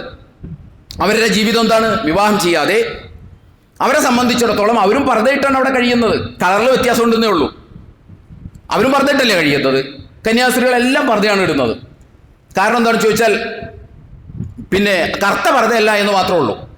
ഈ കേരളത്തിൽ എന്നെങ്കിലും അവരുടെ പർദ്ദയെക്കുറിച്ച് ഒരു ചർച്ച വന്നിട്ടുണ്ടോ? അവരുടെ പർദ്ദയെക്കുറിച്ച് കവർ സ്റ്റോറി വന്നിട്ടുണ്ടോ? ദുരൂഹ സാഹചര്യത്തിൽ എത്രയോ സഹോദരിമാർ കൊല്ലപ്പെട്ടിട്ടുണ്ട്. ആ കൊല്ലപ്പെടുമ്പോൾ ഏതെങ്കിലും ആ ബന്ധപ്പെട്ട ഒരു ചർച്ച, കൊല്ലപ്പെട്ടവനെ കണ്ടെത്തണം, അല്ല കൊലപ്പെടുത്തിയവനെ കുറ്റവാളിയെ പിടിക്കണം എന്ന് പറയുന്നതല്ലാതെ വേറെ ഒരു ചർച്ചയും അവരുടെ വസ്ത്രധാരണത്തെക്കുറിച്ചോ അവരുടെ സ്വാതന്ത്ര്യത്തെക്കുറിച്ചോ ഒന്നും പറയാറില്ല. അതിനെക്കുറിച്ചൊന്നും പറയാറില്ല. ഒരു ചർച്ച നമ്മളെപ്പോഴെങ്കിലും കേട്ടിട്ടുണ്ടോ അതിനെക്കുറിച്ച്? ഏഷ്യാനെറ്റിൽ നമ്മൾ കാണൂല. ഇവിടെ മുസ്ലിം സ്ത്രീകളെ സംബന്ധിച്ചിടത്തോളം നമുക്ക് എല്ലാവർക്കും അറിയാം, മുസ്ലിം സ്ത്രീകളിൽ ഭൂരിപക്ഷവും പർദ്ദ ഇടുന്ന ആളുകളല്ല കേരളത്തിൽ. മുസ്ലിം സ്ത്രീകളിൽ ഭൂരിപക്ഷവും ഹിജാബ് ഇടുകയും ചുരിദാർ ഇടുകയും ചെയ്യുന്ന ആളുകളാണ്. മുസ്ലിം സ്ത്രീകളിൽ ഒരു കുറച്ച് ആളുകൾ മാത്രമാണ് മുഖം മറക്കുന്നുള്ളൂ. മുഖം മറച്ച് പർദ്ദ ഇടുന്നത് ഒരു കുറച്ച് ആളുകൾ മാത്രമാണ്. ചില പ്രദേശങ്ങളിലൊക്കെ അത് ചിലപ്പോൾ കൂടുതലായിട്ട് കാണും. ബാക്കി ഭൂരിപക്ഷം മുസ്ലിങ്ങളും ഹിജാബും ചുരിദാറും ഇട്ടാണ് കേരളത്തിൽ നടക്കുന്നത്. ഇത് ഇവർക്ക് അറിയാത്തത് കൊണ്ടല്ല. എന്നിട്ട് മുസ്ലിം സ്ത്രീനെ അവതരിപ്പിക്കുമ്പോൾ നിങ്ങൾ കണ്ടിട്ടുണ്ടോ? 2 കണ്ണ് മാത്രം പുറത്ത് കാണുന്ന രൂപത്തിലുള്ള സ്ത്രീനെ അവതരിപ്പിക്കുള്ളൂ. എന്താ ഭൂരിപക്ഷം സ്ത്രീകൾ അങ്ങനെയാണോ? അല്ല. ഈ ഹിജാബും ഇതെല്ലാം ധരിച്ച് കേരളത്തിലെ എല്ലാ മേഖലകളിലും നമ്മുടെ മുസ്ലിം സഹോദരിമാർ പണ്ടത്തേതുപോലെയല്ല വിദ്യാസമ്പന്നരായി മാറി അവർ എല്ലാ രംഗങ്ങളിലും പ്രവർത്തിക്കുന്നുണ്ട്. ഈ കഴിഞ്ഞ 2-3 മാസം മുമ്പ് മലപ്പുറം ജില്ലയിലെ പുൽപ്പറ്റയിലെ മറിയം ജുമാന എന്ന് പറയുന്ന 19 വയസ്സുകാരി പെണ്ണ് എയർക്രാഫ്റ്റ് പറത്തിയതുമായി ബന്ധപ്പെട്ട് കേരളത്തിലെ എല്ലാ ചാനലുകളും ആ കുട്ടിയെ വിളിച്ച് ഇന്റർവ്യൂ ചെയ്തിരുന്നു. ആ കുട്ടി ഏത് വസ്ത്രമിട്ട ഇന്റർവ്യൂവിന് വന്നത്? ഹിജാബ് ചുരിദാർ ഇട്ടാണ് വന്നത്. ആ കുട്ടിയുടെ ഉമ്മ എങ്ങനെയാ വന്നത്? പർദ്ദയും ചുരിദാർ ഇട്ടാണ് പർദ്ദയും മറ്റേ ഹിജാബ് ഇട്ടാണ് വന്നത്. ആ കുട്ടിയുടെ വാപ്പാര ഒരു പള്ളിയിലെ ഇമാമാണ്. ഈ പർദ്ദയും ചുരിദാറും ഹിജാബും പള്ളിയിലെ ജോലിയും അവർക്ക് ഈ കുട്ടി എയർക്രാഫ്റ്റ് വിമാനം പറത്താൻ വേണ്ടിയിട്ട് പറഞ്ഞുവിടാൻ വല്ല തടസ്സം ഉണ്ടായിരുന്നോ? ഒരു തടസ്സം ഉണ്ടായിരുന്നില്ല. നിങ്ങളൊന്ന് ആലോചിച്ച് നോക്കൂ. ഖത്തർ ഭരണാധികാരിയുടെ ഉമ്മയുടെ പേരിൽ ഈ കഴിഞ്ഞ ദിവസം സംഘടിപ്പിച്ച മുജാദല സെന്ററിന്റെ പേരിൽ സംഘടിപ്പിച്ച ഒരു ജദൽ ഉച്ചകോടി ഉണ്ടായിരുന്നു ഖത്തറിൽ. 175ഓളം വരുന്ന സഹോദരിമാർ, പെണ്ണുങ്ങൾ, മുസ്ലിം സ്ത്രീകൾ ആ പരിപാടിയിൽ പങ്കെടുത്ത് പല പേപ്പറുകളും അവതരിപ്പിക്കുകയും പ്രഭാഷണങ്ങൾ നടത്തുകയും ചെയ്തു. അതിൻ്റെ ഭാഗമായിട്ട് കേരളത്തിൽ നിന്ന് 4 പെൺകുട്ടികളാണ് അതിനകത്ത് പങ്കെടുത്തത്. ആ ജദൽ സമ്മിറ്റിൽ പങ്കെടുത്തത് 4 പെൺകുട്ടികളാണ്. ഡോക്ടർ ഫർസാന, ഖദീജ റംസിയ, കാലിക്കറ്റ് യൂണിവേഴ്സിറ്റിയിലെ അസിസ്റ്റന്റ് പ്രൊഫസറായിട്ടുള്ള ഡോക്ടർ നാജിയ, ആബിദ് അബ്ദുള്ള, ഇവരെല്ലാവരും ഹിജാബ് ഇട്ടവരാണ്. അവർക്ക് അത്രയും ദൂരത്തിൽ പോയി അവിടെ ചെന്ന് പൊതു സദസ്സിൽ വെച്ച് പേപ്പർ അവതരിപ്പിച്ചതിന് അവരുടെ ഹിജാബ് തടസ്സമായോ? അവരുടെ ഹിജാബ് തടസ്സമായില്ല. അതേപോലെ നിങ്ങളൊന്ന് ആലോചിച്ച് നോക്കൂ. ഇവിടെ കേരളത്തിലെ മുസ്ലിം സ്ത്രീകൾ മിക്കവാറും തൊഴിൽ മേഖലകളിലൊക്കെ അവരുണ്ട്, പല രൂപത്തിലുണ്ട്. അവരൊക്കെ ഹിജാബ് ധരിച്ചാണ് പങ്കെടുക്കുന്നത്. കേരളത്തിലെ മുസ്ലിം സ്ത്രീകൾ ജമാഅത്തെ ഇസ്ലാമിയുടെയും മുജാഹിദിൻ്റെയും ഒക്കെ പള്ളികളിൽ മുസ്ലിം സ്ത്രീകൾ പോകുന്നുണ്ട്, വ്യാപകമായി പോകുന്നുണ്ട്. ഇവരുടെയൊക്കെ വിലക്കുകളൊക്കെ അതിലംഘിച്ചുകൊണ്ടാണ് മുസ്ലിം സ്ത്രീകൾ ഇന്ന് പങ്കെടുക്കുന്നത്. ഈദ്ഗാഹിൽ വ്യാപകമായി പങ്കെടുക്കുന്നുണ്ട്.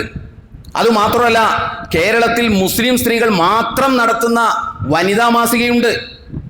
ജമാഅത്തെ ഇസ്ലാമിയുടെ ആരാമം വനിതാ മാസിക എന്ന് പറയുന്നത് സ്ത്രീകൾ മാത്രമാണ് നടത്തുന്നത്. കേരളത്തിൽ അങ്ങനെ ഒരു മാസികയില്ല. വനിത എന്ന് പറയുന്ന സ്ത്രീകൾക്ക് വേണ്ടിയിട്ടുള്ള മാസികയുടെ പിന്നണി പ്രവർത്തകരൊക്കെ ആണുങ്ങളാണ്.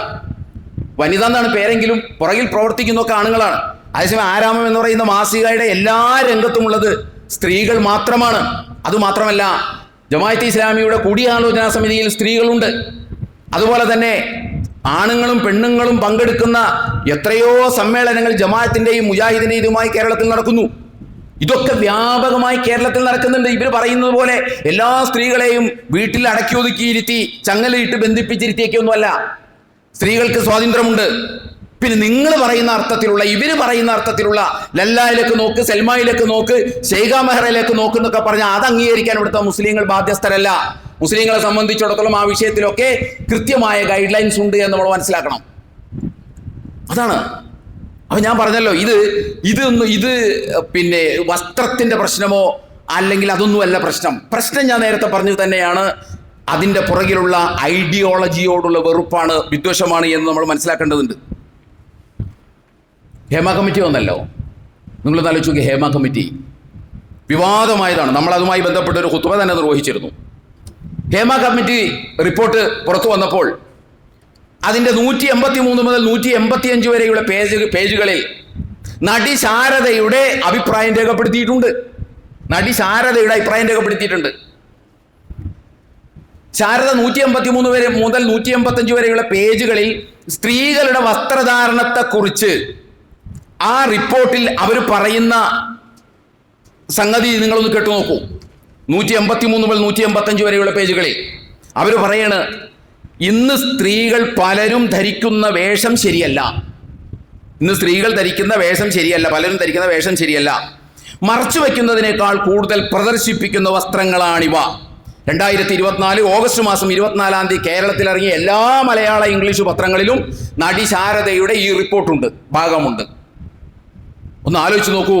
ഈ വർത്തമാനം കേരളത്തിലെ ഏതെങ്കിലും ഹിജാബിട്ട മുസ്ലിം സ്ത്രീയോ ഒരു മൗലവിയോ ആണ് പറഞ്ഞിരുന്നതെങ്കിൽ ഈ ചാനലുകാർ അത് എത്രമാത്രം വിവാദമാക്കുമായിരുന്നു. നിങ്ങളാരാണ് വസ്ത്രത്തിന് ചെയ്യിക്കാൻ? അവർക്ക് അവരുടെ ചോയ്സ് ഇല്ലേ? ഭരണഘടന സ്വാതന്ത്ര്യം നൽകുന്നില്ലേ എന്നൊക്കെ ഇവർ ചോദിക്കുമായിരുന്നു. ഒരക്ഷരൂടെ പറഞ്ഞില്ല. അപ്പോ ആര് പറഞ്ഞു എന്നതാണ് പ്രശ്നം, ആര് പറഞ്ഞില്ല എന്നതൊക്കെയാണ് പ്രശ്നം. അല്ലാതെ എന്തു പറഞ്ഞു എന്നൊന്നുമല്ല. ഇനിയിപ്പോൾ ഈ കഴിഞ്ഞ ദിവസം നമ്മളൊക്കെ പത്രത്തിൽ വായിച്ച മറ്റൊരു സംഭവം ഉണ്ടാവും. അത് വേറൊന്നുമല്ല, നമ്മുടെ ലോകാധ്യക്ഷൻ ആയി അഭിനയിക്കാൻ ശ്രമിക്കുന്ന ഡൊണാൾഡ് ട്രംപ് അദ്ദേഹം അധികാരമേറ്റ ഉടനെ നടപ്പാക്കിയ അല്ലെങ്കിൽ ഇറക്കിയ കുറെ ഉത്തരവുകളുണ്ട്. ആ ഉത്തരവുകളിൽ പ്രധാനപ്പെട്ട ഒരു ഉത്തരവായിരുന്നു അദ്ദേഹം ജെൻഡർ ഡിവേഴ്സിറ്റി എന്ന് പറയുന്ന ട്രാൻസ്ജെൻഡറിനെ അംഗീകരിച്ചുകൊണ്ടുള്ള ആ ഡിവേഴ്സിറ്റി അദ്ദേഹം അവസാനിപ്പിച്ചു. അത് റദ്ദാക്കി, ആ ഉത്തരവ് റദ്ദാക്കി. ബൈഡൻ കൊണ്ടുവന്നതാണ്, അല്ലെങ്കിൽ അവിടെ ഉള്ളതായിരുന്നു. ആ ഉത്തരവ് റദ്ദാക്കി. അഥവാ ഇനി 2 ലിംഗം മാത്രമേ ഉണ്ടാവുള്ളൂ, ആൺ പെൺ. ട്രാൻസ്ജെൻഡർ എന്ന് പറയുന്ന ഒരു 3-ാം ലിംഗം ഇല്ല. ജന്മന ഏത് ലിംഗക്കാരനാണോ അതായിട്ടേ പരിഗണിക്കുള്ളൂ, അതിനപ്പുറത്തില്ല. എന്ന് മാത്രമല്ല, അവർക്ക് കൊടുത്തുകൊണ്ടിരുന്ന ഓപ്പറേഷൻ സഹായങ്ങൾ, ചികിത്സാ സഹായങ്ങൾ, അതുപോലെ തന്നെ അവർക്കുണ്ടായിരുന്ന നിയമപരിരക്ഷ, അതേപോലെ തന്നെ അവർക്ക് അമേരിക്കയിൽ ഉണ്ടായിരുന്ന പൊതുമേഖലയിലും സ്വകാര്യ മേഖലയിലും ഉണ്ടായിരുന്ന സംവരണം, ഇതൊക്കെ അദ്ദേഹം ഒരു കാരുണ്യമില്ലാതെ റദ്ദാക്കി കളഞ്ഞു. ആ വാർത്ത ടെലികാസ്റ്റ് ചെയ്യുന്നതിനപ്പുറം വല്ല ചർച്ചയും നമ്മൾ എവിടെയെങ്കിലും കണ്ടോ? എന്തൊരു മര്യാദകേടാണ് ഈ കാണിച്ചത് എന്ന് വല്ലവരും പറഞ്ഞോ? വല്ല ചർച്ച, അന്തിച്ചർച്ച, പ്രൈം ടൈം ചർച്ച നടന്നോ? വല്ല കവർ സ്റ്റോറിയും ചെയ്തോ? അതേസമയം അതേ വർത്തമാനം ഏതെങ്കിലും മുസ്ലിം രാജ്യത്തുള്ള ഭരണാധികാരി ആയിരുന്നു അധികാരമേറ്റതിന് ശേഷം പറഞ്ഞിരുന്നതെങ്കിൽ, പ്രത്യേകിച്ച് ഇറാനാണ് പറഞ്ഞിരുന്നതെങ്കിൽ, എന്തൊക്കെ ചർച്ചയാകും? താലിബാൻ ചർച്ചയാകും, ഇസ്ലാം ചർച്ചയാകും, ഖുർആൻ ചർച്ചയാകും, ഇസ്ലാമിലെയും ഖുർആനിലെയും സ്ത്രീ സ്വാതന്ത്ര്യത്തെക്കുറിച്ച് ചർച്ചയാകും, ജെൻഡർ ഡൈവേഴ്സിറ്റിയെ നിരോധിച്ചതിനെ കുറിച്ച് വല്ലാത്ത ചർച്ച നടത്തും. അതിലെല്ലാവരെയും വിളിച്ചു വരുത്തി ലോകത്ത് മൊത്തം കൊട്ടിപ്പാടി അത് ചർച്ച ചെയ്യുമായിരുന്നു. ഇവിടെ ഡൊണാൾഡ് ട്രംപിന്റെ ക്രൈസ്തവ ചർച്ച നടന്നോ? ഇവിടെ ബൈബിൾ ചർച്ച നടന്നോ? ഇവിടെ അങ്ങനെ ഏതെങ്കിലും അർത്ഥത്തിലുള്ള ചർച്ച നടന്നോ? ഒരു ചർച്ച നടന്നില്ല.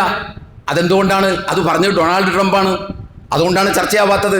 അതാ ഞാൻ പറഞ്ഞത്. എന്താണ് പറഞ്ഞതെന്നുള്ളതല്ല, ആരാണ് പറഞ്ഞതെന്നുള്ളതാണ് ഇവർ പരിഗണിക്കുന്നത്. ഇവരുടെ കാപട്യം ഇങ്ങനെയാണ് നമ്മൾ മനസ്സിലാക്കേണ്ടത്. ഇവരാണ് മുസ്ലിം സമൂഹത്തിന് ഫത്വ കൊടുക്കുന്നത്. നിങ്ങൾ എങ്ങനത്തെ വസ്ത്രം ധരിക്കണമെന്ന് ഞങ്ങൾ പറയാം, ഞങ്ങളുടെ പെണ്ണുങ്ങൾ എങ്ങനെ വസ്ത്രം ധരിക്കണമെന്ന് അവർ തീരുമാനിക്കും, നിങ്ങൾ എങ്ങനെ വസ്ത്രം ധരിക്കണമെന്ന് ഞങ്ങൾ തീരുമാനിക്കും എന്ന് പറയുന്ന കോലത്തിലാണുള്ളത്.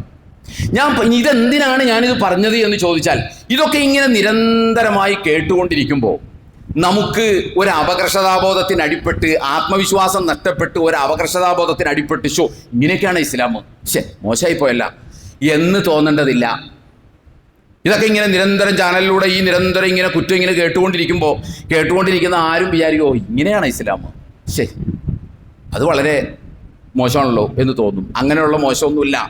ഇസ്ലാമിനെ സംബന്ധിച്ചിടത്തോളം ഇസ്ലാമിന് വളരെ കൃത്യമായ വൃത്തിയായ ഈ വിഷയത്തിലുള്ള കാഴ്ചപ്പാടുണ്ട്. വിശുദ്ധ ഖുർആന്റെ 24-ാം അധ്യായം സൂറത്തു നൂറിൽ അല്ലാഹു സുബ്ഹാനഹു വ തആല പറഞ്ഞൊരു കാര്യമുണ്ട്. അതാണ് ഇത് സംബന്ധമായി നമുക്ക് ആകെ പറയാനുള്ള പ്രധാനപ്പെട്ട സ്റ്റേറ്റ്മെന്റ്. അത് അല്ലാഹ് പറഞ്ഞ സ്റ്റേറ്റ്മെന്റ് ആണ്. കുല്ലിൽ മുഅ്മിനീന യഗ്ളൂ മിൻ അബ്സാരിഹിം വയഹ്ഫളൂ ഫുറൂജഹും ഉലൈക അസ്കാ ലഹും ദാലിക അസ്കാ ലഹും. കുല്ലിൽ മുഅ്മിനീന യഗ്ളൂ മിൻ അബ്സാരിഹിം വയഹ്ഫളൂ ഫുറൂജഹും. മുഅ്മിനീങ്ങളായിട്ടുള്ള പുരുഷന്മാർ അവരുടെ കണ്ണുകൾ താഴ്ത്തണം, അവരുടെ ലൈംഗിക അവയവങ്ങൾ സൂക്ഷിക്കണം. കുല്ലിൽ മുഅ്മിനാത്തി യഗ്ളൂന മിൻ അബ്സാരിഹിന്ന വയഹ്ഫളന ഫുറൂജഹുന്ന വലാ യുബ്ദീന സീനത്തഹുന്ന ഇല്ലാ മാ ളഹറ മിൻഹാ. വൽ യദ്രിബന ബിഹുമുരിഹിന്ന അലാ ജുയൂബിഹിന്ന. പെണ്ണുങ്ങൾ, മുസ്ലിം പെണ്ണുങ്ങൾ എന്ത് ചെയ്യണം? മോമിനാത്തുകളായിട്ടുള്ള പെണ്ണുങ്ങൾ എന്ത് ചെയ്യണം? അവരുടെ കണ്ണുകൾ താഴ്ത്തണം. അവരുടെ ഗുഹ്യഭാഗങ്ങൾ അഥവാ ലൈംഗികാവയവങ്ങൾ സൂക്ഷിക്കണം. സ്വയം വെളിവായതൊഴിച്ചതെല്ലാം അവർ മറക്കണം. അവരുടെ തലയിലെ തട്ടൻ അവരുടെ മാറിടത്തിലേക്ക് വലിച്ചിടണം. ഇസ്ലാം വളരെ ക്ലിയറാണ്, കാര്യങ്ങൾ വളരെ വ്യക്തമാണ്. കണ്ണുകൾ താഴ്ത്തണമെന്ന് പറഞ്ഞാൽ റോട്ടിൽ കൂടി കീഴ്പോട്ട് നോക്കി നടക്കണമെന്നല്ല. കണ്ണുകൊണ്ടുണ്ടാകാൻ സാധ്യതയുള്ള ആ അനർത്ഥങ്ങൾ ഒഴിവാക്കി നിങ്ങൾ നടക്കണം എന്നാണ്, അല്ലാതെ കീഴ്പോട്ട് നോക്കി നടക്കണമെന്നല്ല. മാറിടങ്ങൾ, പെണ്ണുങ്ങളോട് പറഞ്ഞു മാറിടങ്ങൾ മൂടണം. കാരണം മാറിടം എന്ന് പറയുന്നത് കുട്ടികൾക്ക് പാല് കൊടുക്കാനുള്ള അവയവം എന്നതിനേക്കാൾ അപ്പുറം ഒരു സെക്ഷൽ ഓർഗൻ കൂടിയാണ് എന്ന് ആർക്കും ഇവിടെ തിരിയാഞ്ഞിട്ടൊന്നുമല്ല. അതവർ തുറന്നിടല് ഇവിടെ പുരുഷ മേധാവിത്വത്തിന്റെ ആവശ്യമാണ്. അതുകൊണ്ടാണ് അവർ തുറന്നിടാൻ ആവശ്യപ്പെടുന്നത്. ഇസ്ലാം ആവശ്യപ്പെടുന്നത് അത് നീ മറച്ചു വെക്കണം, അത് മറച്ചു വെക്കണം. അതുകൊണ്ട് അപകടമുണ്ട്. എത്ര കൃത്യമാണ്! ഇത് സംബന്ധമായി എത്രയോ വിവരങ്ങൾ നമുക്ക് ലഭ്യമാണ്. ഒന്നും അറിയാത്ത മട്ടാണ് ഇവരുടെ വർത്തമാനം കേട്ടാൽ. എന്നിട്ട് അല്ലാഹു സുബ്ഹാനഹു വ തആല പറഞ്ഞത്, നിങ്ങളുടെ സൗന്ദര്യമൊക്കെ വെളിവാക്കാൻ പറ്റുന്ന കുറെ ആളുകളുടെ ലിസ്റ്റ് നിരത്തിയിട്ടുണ്ട് തൊട്ടുടനെ. മാതാപിതാക്കള്, കൊച്ചുകുട്ടികള്, മറ്റു ചില ബന്ധുക്കള്, ഇവരുടെ ഒന്നൊക്കെ മുമ്പിൽ നിങ്ങൾക്കാകാം. അതിനപ്പുറത്ത് നിങ്ങൾ ഇത് മറച്ചു വെക്കണം. സ്വയം വെളിവായതൊഴിച്ചൊക്കെ മറച്ചു വെക്കണം എന്നാണ് അല്ലാഹു സുബ്ഹാനഹു വ തആല പറയുന്നത്. ഇതിൽ നിന്ന് ഇത് വെച്ചിട്ട് നമ്മൾ മനസ്സിലാക്കേണ്ടത്, പെണ്ണിന് പുറത്തോട്ട് പോകാൻ പാടില്ല, പെണ്ണിന് ജോലിക്ക് പോകാൻ പാടില്ല, പെണ്ണിന് കാർ ഓടിക്കാൻ പാടില്ല, സ്കൂട്ടർ ഓടിക്കാൻ പാടില്ല, പെണ്ണ് മൊത്തം ഇങ്ങനെ മറച്ചു നടക്കണം എന്നൊന്നും ഇതിനകത്തില്ല. നമ്മളാരും അങ്ങനെ മനസ്സിലാക്കേണ്ടതില്ല. അല്ലാഹു സുബ്ഹാനഹു വ തആല പറഞ്ഞു സ്വയം വെളിവായതൊഴിച്ച് ബാക്കി മറക്കണം. നമുക്കത് മറച്ച് ന്യായമായ ആവശ്യങ്ങൾക്ക് എവിടെയും പോകാം. ഇല്ലാത്ത ഫത്വയൊക്കെ ഉണ്ടാക്കി ഈ പാവം ജനസമുദായത്തിന്റെ ഇടയിലേക്ക് പറഞ്ഞു വിട്ടാൽ അവരെ കൊണ്ട് ഇതൊന്നും നടപ്പാക്കാൻ പറ്റില്ല. അള്ളാഹ് പറഞ്ഞതാണ് ഈ നടപ്പാക്കണം, പക്ഷേ അള്ളാഹ് അങ്ങനെ പറഞ്ഞിട്ടില്ല. അതിൻ്റെ പേരിൽ മാന്യമായ ഇസ്ലാമികമായ വസ്ത്രം ധരിച്ചുകൊണ്ട് സ്റ്റേജിൽ കയറി ഒരു സമ്മാനം വാങ്ങാൻ പാടില്ല, ഒരു സർട്ടിഫിക്കറ്റ് വാങ്ങാൻ പാടില്ല എന്ന് പറഞ്ഞാൽ അതൊന്നും ഇസ്ലാമല്ല. അതുപോലെ തന്നെ പെണ്ണിനെ ഭരണരംഗങ്ങളിലേക്ക് അടുപ്പിക്കാൻ പാടില്ല എന്ന് പറയുന്നതൊന്നും ഇസ്ലാമല്ല. അതൊന്നും നടപ്പാവണ കാര്യമല്ല. നടപ്പാകാത്ത കാര്യങ്ങൾ പറഞ്ഞിട്ടും കാര്യമില്ല. പറഞ്ഞ് വെറുതെ ലിബരാകാന്നല്ലാതെ നടപ്പാവില്ല. ആളുകളെ കൊണ്ട് നടപ്പാവുന്ന കാര്യങ്ങളെ ഇസ്ലാം പറഞ്ഞിട്ടുള്ളൂ. നിങ്ങൾ കണ്ണ് താഴ്ത്തണമെന്ന് പറഞ്ഞാൽ വീട്ടിൽ കണ്ണൊന്നും താഴ്ത്തേണ്ട കാര്യമില്ലല്ലോ. അപ്പൊ പിന്നെ ഈ കണ്ണ് താഴ്ത്തേണ്ട എവിടെ പോകുമ്പോഴാ? പുറത്തോട്ട് ഇറങ്ങുമ്പോഴാണ്. അപ്പൊ ഈ പുറത്ത് നടക്കുന്ന കാര്യമാണല്ലോ ഇപ്പൊ ഈ പറയുന്നത്. അപ്പൊ പെണ്ണിന് പുറത്തു പോകാന്നല്ലേ അതിനർത്ഥം? പെണ്ണ് വീട്ടിലിരിക്കണമെന്നല്ലോ. പെണ്ണിനോടും കണ്ണ് താഴ്ത്തണമെന്ന് പറയുമ്പോൾ പെണ്ണ് എവിടെ ഉള്ളത്? വീട്ടിലാണോ? പുറത്തല്ലേ? റോട്ടിലല്ലേ? തെരുവിലല്ലേ? വാഹനത്തിലല്ലേ? കാറിലല്ലേ? സമ്മേളനത്തിലല്ലേ? ആ കണ്ണ് താഴ്ത്തണം. ആ താഴ്ത്തണമെന്ന് പറഞ്ഞാൽ വളരെ കറക്റ്റാണ്. നമ്മൾ മനസ്സിലാക്കേണ്ടത് എന്താണെന്ന് ചോദിച്ചാൽ അത് പറയുന്നതിനൊരു കാരണമുണ്ട്. ഇരുമ്പും അലൂമിനിയവും രണ്ട് മെറ്റലാണ്. ഇരുമ്പും അലൂമിനിയവും. അതുപോലെ തന്നെ രണ്ട് മെറ്റലാണ് കാന്തവും ഇരുമ്പും. ഇരുമ്പും അലൂമിനിയം അടുത്തിരുന്ന് വിചാരിച്ച് പ്രശ്നമൊന്നുമില്ല. പക്ഷെ കാന്തവും ഇരുമ്പും രണ്ട് മെറ്റലാണ് എന്നതോടൊപ്പം തന്നെ ഇരുമ്പിനും പിന്നെ അലൂമിനിയത്തിനും ഇല്ലാത്ത പ്രത്യേകത കാന്തത്തിനും ഇരുമ്പിനും ഉണ്ട്. എന്താണ്? അത് രണ്ട് മെറ്റലാണ് എന്നതോടൊപ്പം അത് രണ്ട് ആകർഷിക്കപ്പെടുന്ന മെറ്റലാണ് എന്നതുണ്ട്. അതാണ് വ്യത്യാസം. അതുകൊണ്ട് തന്നെ അത് അടുത്തു വെക്കുമ്പോഴും അത് വെച്ചെന്തെങ്കിലും നിർമ്മിതി നടത്തുമ്പോഴും ഈ അടിസ്ഥാന കാര്യം പരിഗണിക്കണം. പരിഗണിക്കാതെ എന്ത് നിർമ്മിതി നടത്തിയാലും കാന്തോ ഇരുമ്പും കൊണ്ട് എന്തെങ്കിലും നിർമ്മിച്ചു വെച്ചാൽ അത് അപകടത്തിലാവും. കാരണം ഈ ആകർഷിക്കപ്പെടുന്നു എന്ന് പറയുന്നത് പരിഗണിച്ചുകൊണ്ട് വേണം. എന്ന് പറഞ്ഞതുപോലെ തന്നെയാണ് ഒരു സ്ത്രീയും പുരുഷനും എന്ന് പറഞ്ഞാൽ രണ്ട് പേഴ്സണാലിറ്റി, രണ്ട് ഇൻഡിവിജ്വൽ ആണ് എന്നത് മാത്രമല്ല, അവർ രണ്ട് ആകർഷിക്കപ്പെടുന്ന ഇൻഡിവിജ്വൽസ് ആണ് എന്നതാണ് അതിന്റെ പ്രത്യേകത. ഒരു പുരുഷനും മറ്റൊരു പുരുഷനും രണ്ട് ഇൻഡിവിജ്വൽസ് ആണ്, അവർ ആകർഷിക്കപ്പെടുന്നില്ല. പക്ഷെ ഒരു സ്ത്രീയും ഒരു പുരുഷനും രണ്ട് ഇൻഡിവിജ്വൽ ആണ്, അല്ലെങ്കിൽ രണ്ട് പേഴ്സൺ ആണ് എന്നതോടൊപ്പം തന്നെ അട്രാക്റ്റീവ് പേഴ്സണാലിറ്റീസ് ആണ്. അവര് ആകർഷിക്കപ്പെടുന്ന വ്യക്തിത്വങ്ങളാണ്. അത് പരിഗണിച്ചുകൊണ്ട് വേണം അവർ തമ്മിലുള്ള കൂടിക്കുഴയലുകൾ പരിഗണിക്കാൻ, അല്ലെങ്കിൽ അതനുസരിച്ച് കാര്യങ്ങൾ പ്ലാൻ ചെയ്യാൻ. അത് നമ്മൾ മാത്രം പറയുന്നതല്ല, അത് ഇവിടുത്തെ മതേതര സമൂഹം ഏറെക്കുറെ അംഗീകരിച്ചിട്ടുണ്ട് ഞാൻ ഈ പറഞ്ഞ കാര്യം. അതുകൊണ്ടാണല്ലോ ബാത്റൂം വേറെ ആയത്, അതുകൊണ്ടാണല്ലോ ഹോസ്റ്റൽ വേറെ ആയത്, അതുകൊണ്ടാണല്ലോ പിന്നെ ബസ് കണ്ടക്ടർ. നിങ്ങൾക്കറിയോ, ട്രാൻസ്പോർട്ട് ബസ്സിൽ നമുക്കറിയാം കണ്ടക്ടർ ഇരിക്കുന്ന ഒരു സീറ്റുണ്ട്, അതിൻ്റെ ഇപ്പുറത്ത് വേറൊരു സീറ്റും കൂടി അവരോടൊപ്പം ആ ഒറ്റ സീറ്റിൽ തന്നെ ഉണ്ടാകും. തൊട്ടിപ്പുറത്ത് രണ്ട് സീറ്റാണല്ലോ അത് പലപ്പോഴും. കേരളത്തിലൊരു നിയമമുണ്ട്. അതെന്താണെന്ന് ചോദിച്ചാൽ ട്രാൻസ്പോർട്ട് ബസ്സുമായി ബന്ധപ്പെട്ട് ബസ്സിലെ കണ്ടക്ടർ പെണ്ണാണെങ്കിൽ അവർക്കൊരു സീറ്റുണ്ടല്ലോ, ആ സീറ്റിൻ്റെ ഇപ്പുറത്ത് ആണിരിക്കാൻ പാടില്ല, ആ ഇപ്പുറത്ത് ആണിരിക്കാൻ പാടില്ല, പെണ്ണിനെ ഇരിക്കാൻ പാടുള്ളൂ. നമ്മുടെ നേരത്തെ ഏഷ്യാനെറ്റിൻ്റെ സഹോദരി പറഞ്ഞ പോലെ എൻ്റെ അമ്മോ എന്തിടപാടാണിത്? ഇന്ത്യൻ ഭരണഘടന ഏറ്റവും മുകളിൽ നിൽക്കുന്ന ഒരു രാജ്യത്താണോ ഈ പറയുന്നത്? എന്ത് ഇവർ പറയാത്തത്? അത് ട്രാൻസ്പോർട്ട് ബസ്സിലാണ്, അത് വേറെ എവിടെയെങ്കിലും ആയിരുന്നെങ്കിൽ അവർ പറഞ്ഞേനെ, അമ്മോ ഇതെന്ത് ഭരണഘടനയുടെ താഴെയല്ലേ ഇവർ ജീവിക്കുന്നതെന്ന് പറഞ്ഞേനെ. അപ്പൊ ആ ഒരു നിയന്ത്രണം ഇസ്ലാമിനുണ്ട്. ഞാൻ നേരത്തെ പറഞ്ഞ പോലെ ആ ഒരു നിയന്ത്രണമുണ്ട്. ഈ സംഗതി ഉള്ളതുകൊണ്ട് നിയന്ത്രണമുണ്ട്. അതൊരു സോഷ്യൽ സെക്യൂരിറ്റിക്ക് വേണ്ടിയിട്ടാണ്. ആരോഗ്യകരമായ കുടുംബവും സമൂഹവും സൃഷ്ടിക്കാൻ അള്ളാഹു സുബ്ഹാനഹു വ തആല ഉദ്ദേശിക്കുന്നു, അല്ലെങ്കിൽ ഇസ്ലാം ഉദ്ദേശിക്കുന്നു. പക്ഷെ ഇതൊക്കെ ഉണ്ടെങ്കിലും സത്യവിശ്വാസികളായിട്ടുള്ള നമ്മളെ സംബന്ധിച്ചിടത്തോളം അള്ളാഹു പറഞ്ഞ വേറൊരു കാര്യമാണ് പ്രസക്തമായിട്ടുള്ളത്. യാ ബനി ആദം ഖദ് അൻസൽനാ അലൈക്കും ലിബാസൻ യുവാരി സൗആത്തിക്കും വരീശാ വ ലിബാസു തഖ്വ ദാലിക ഖൈറുൻ. ഞാൻ നിങ്ങൾക്ക് വസ്ത്രം ഇറക്കിയിട്ടുണ്ട്. യാ ബനി ആദം, ആദമിന്റെ മക്കളെ, ഖദ് അൻസൽനാ അലൈക്കും ലിബാസൻ, ഞാൻ നിങ്ങൾക്ക് വസ്ത്രം ഇറക്കിയിട്ടുണ്ട്, തന്നിട്ടുണ്ട്. യുവാരി സൗആത്തിക്കും വരീശാ വ ലിബാസു തഖ്വ. അതെന്തിനാണ്? നിങ്ങൾക്ക് സൗന്ദര്യം, നിങ്ങൾക്ക് അലങ്കാരമായിട്ട് ഒരാവശ്യം അലങ്കാരമാണ്. രണ്ടാമത്തേത് നിങ്ങളുടെ നേക്കഡ്നെസ്, നഗ്നത മറക്കാൻ വേണ്ടിയിട്ടാണ്.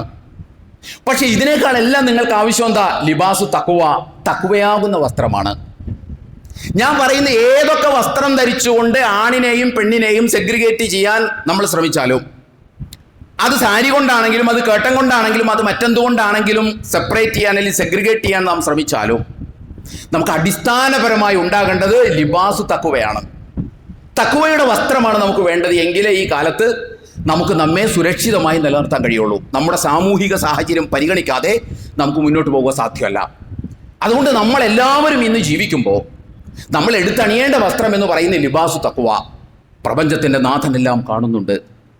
അവൻ്റെ മുൻപിൽ എല്ലാറ്റിനും കണക്ക് പറയേണ്ടതുണ്ട്. ആരും കാണുന്നില്ല എന്ന് വിശ്വസിക്കുന്ന പ്രത്യയശാസ്ത്രമല്ല നമ്മുടേത്. എല്ലാം കാണുന്ന ഒരുത്തനുണ്ട് എന്ന് വിശ്വസിക്കുന്ന പ്രത്യയശാസ്ത്രമാണ് ഇസ്ലാം. അതുകൊണ്ട് ആ ഒരു ബോധവുമാണ് നമ്മൾക്കുണ്ടാകേണ്ടത്. അല്ലാഹു സുബ്ഹാനഹു വ തആല അത്തരം മുത്തക്കികളുടെ കൂട്ടത്തിൽ നമ്മെ എല്ലാവരെയും ഉൾപ്പെടുത്തി അനുഗ്രഹിക്കുമാറാകട്ടെ. ഒരു സഹോദരൻ മാറമ്പിള്ളിയിലുള്ളതാണ്, സിദ്ദീഖ്, 49 വയസ്സ്. കിഡ്നി കംപ്ലൈൻറ്റുമായി 8 വർഷമായി അദ്ദേഹം പൊറുതികേട് അനുഭവിക്കുന്നു. അതോടൊപ്പം ഡയാലിസിസ് ചെയ്യുന്നുണ്ട്, 3 പ്രാവശ്യം ഡയാലിസിസ് ചെയ്യുന്നുണ്ട്. അതോടൊപ്പം അദ്ദേഹത്തിൻ്റെ വലത് കാല് ക്യാൻസർ വന്ന് മുറിച്ചു മാറ്റിയതാണ്. അദ്ദേഹം നമ്മളോട് സഹായം അഭ്യർത്ഥിക്കുന്നുണ്ട്. അവിടെ ബക്കറ്റ് ഉണ്ടാകും.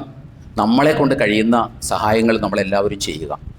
അതോടൊപ്പം തന്നെ ഒരു സഹോദരൻ ഇന്ന് കാലത്തെ വിളിച്ചിട്ട് അദ്ദേഹത്തിൻ്റെ സഹോദരൻ്റെ കിഡ്നി ഓപ്പറേഷനോ മറ്റോ നടക്കുന്നുണ്ട്, ആശുപത്രിയിൽ പ്രാർത്ഥിക്കണമെന്ന് ആവശ്യപ്പെട്ടിട്ടുണ്ട്. അല്ലാഹു സുബ്ഹാനഹു വ തആല നമ്മളോട് വസിയത്ത് ചെയ്ത മുഴുവൻ ആളുകൾക്കും അവരുടെ സ്വാലിഹായ മുറാദുകൾ, ആഗ്രഹങ്ങൾ അല്ലാഹു സാക്ഷാത്കരിച്ചു കൊടുക്കുമാറാകട്ടെ.